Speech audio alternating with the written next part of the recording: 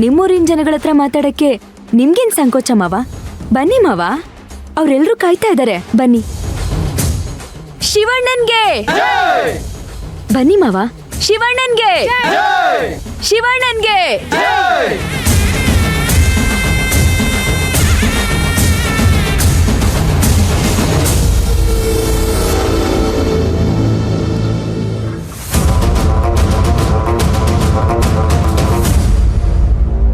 ಏ ತುಳಸಿ, ನಾವಷ್ಟು ಮಾತಾಡ್ತಾ ಇದ್ರು ಏನು ಹೇಳ್ದೆ ಇಲ್ಲಿ ಬಂದು ಕೂತಿದ್ಯಲ್ಲ, ಯಾಕೆ? ನಮ್ಮ ಮಾತಿಗೆ ಮರ್ಯಾದೆನೇ ಇಲ್ವಾ? ಅತ್ತೆ, ಭಟ್ರಿಗೆ ಹೇಳಿ ಊಟ ತಗೊಂಬರಕ್ ಹೇಳಿ. ಊಟನ? ಏ ತುಳಸಿ, ಏನಿದು ಹುಚ್ಚಾಟ? ಅತ್ತೆ, ಊಟ ತಗೊಂಡ್ ಬನ್ನಿ. ಇನ್ನು ಜನನೇ ಯಾರು ಊಟಕ್ಕೆ ಬಂದಿಲ್ಲ, ಮನೆ ಒಳಗೆ ನೀನು ಊಟ ತಂಬರ್ರಿ ಅಂತಿದ್ಯಾ? ಯಾರಾದ್ರೂ ಬರ್ತಾರಾ? ಆ ನಂಬಿಕೆ ಇದೆಯಾ?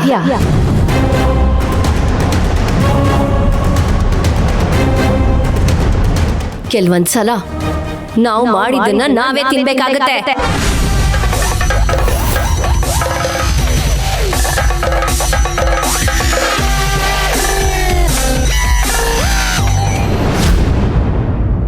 ದಯವಿಟ್ಟು ಎಲ್ಲ ಕೂತ್ಕೊಳ್ಳಿ.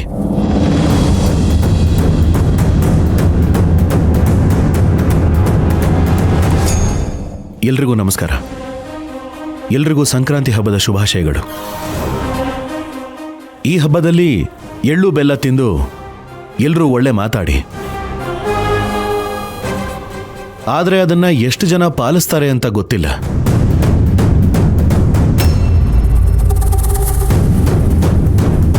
ನೀವೆಲ್ಲರೂ ಪಾಲಿಸ್ತೀರಾ ಅಂತ ನನಗೆ ಗೊತ್ತು.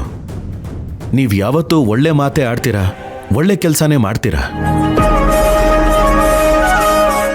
ನಾನು ಹೇಳೋದಿಷ್ಟೇ, ಯಾವತ್ತೂ ಯಾರ ಮೇಲೂ ಅವಲಂಬಿತರಾಗಬೇಡಿ. ಯೋಗವು ಒಮ್ಮೆ ಬರುವುದು, ಯೋಗ್ಯತೆ ಕೊನೆಗೆ ಉಳಿಯೋದು ಅಂತ ಅಪ್ಪು ಅವರು, ಅಂದ್ರೆ ನಮ್ಮ ಡಾಕ್ಟರ್ ಪುನೀತ್ ರಾಜ್ಕುಮಾರ್ ಅವರು ಹೇಳಿದ್ದಾರೆ.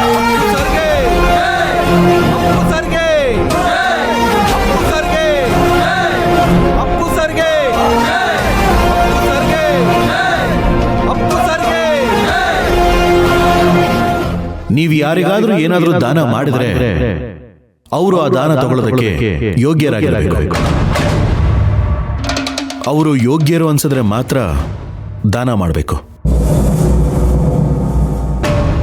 ಎಲ್ಲಿ ಯೋಗ್ಯತೆ ಇರುತ್ತೋ ಅಲ್ಲಿ ಯಶಸ್ಸಿರುತ್ತೆ.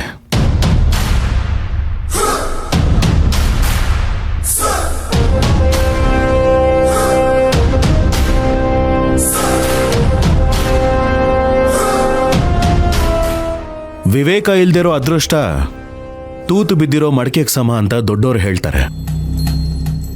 ಅಂಥ ಮಡಿಕೆ ನಂಬಿ ನೀರು ಹಾಕಿದ್ರೆ ಯಾರಿಗೂ ಪ್ರಯೋಜನ ಇಲ್ಲ.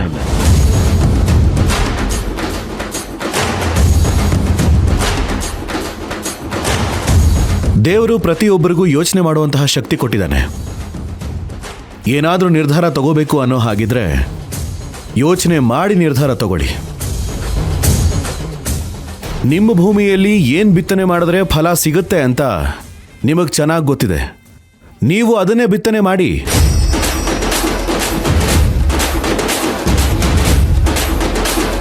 ಬೇರೆ ಯಾರೋ ಏನೋ ಬೆಳೆದ್ರು ಅಂತ ನೀವು ಅದನ್ನೇ ಬಿತ್ತನೆ ಮಾಡಕ್ ಹೋದ್ರೆ ಮಣ್ಣು ತಿನ್ನಬೇಕಾಗುತ್ತೆ.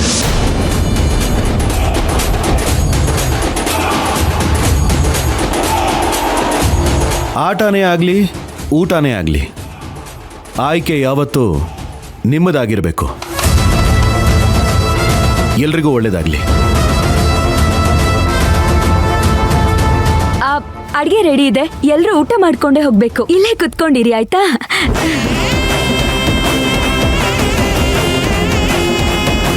ಕೆಂಪ, ಅಮ್ಮ, ಅಪ್ಪ, ಎಲ್ರಿಗೂ ಊಟ ಬಡ್ಸೋಣ ಬನ್ನಿ.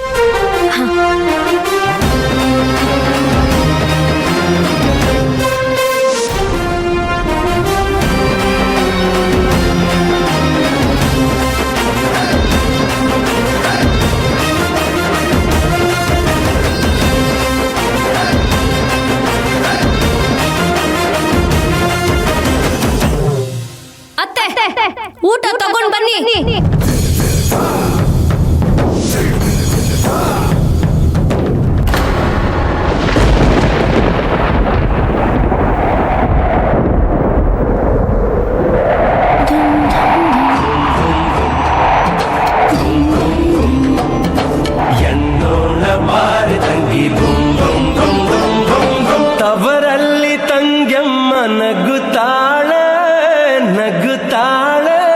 ಕೊಟ್ಟು ಸೂರ್ಯಂಗು ನಗು ಸಾಲ ಕೊಡುತ್ತಾಳೆ.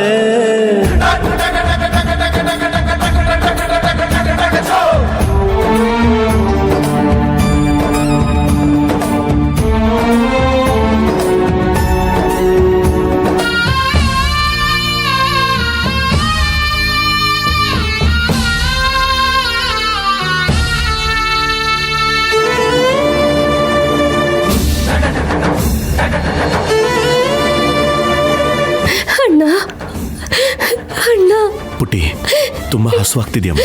ಅಣ್ಣ, ಜ್ಯೋತಿ ಅಲ್ಲಿ, ಊರ್ನವರು, ನೀನಿಲ್ಲಿ.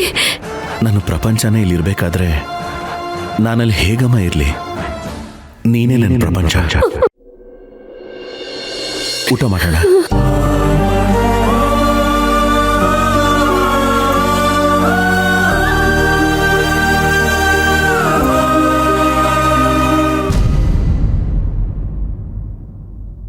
ಏ ಶಿವಣ್ಣ ಅಲ್ಲಿ ಕೂತಿದ್ದಾರೆ.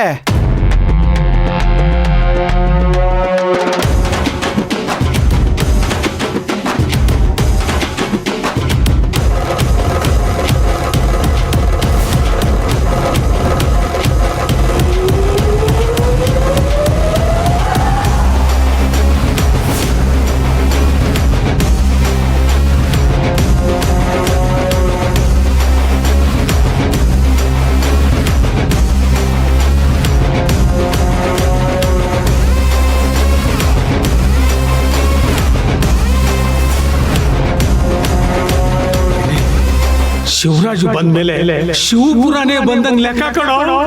ಅಪ್ಪ ಬಂದಂಗೇನು ಅಲ್ಲಿ ನೋಡು ಅವರೇ ಬರ್ತಾ ಇದ್ದಾರೆ.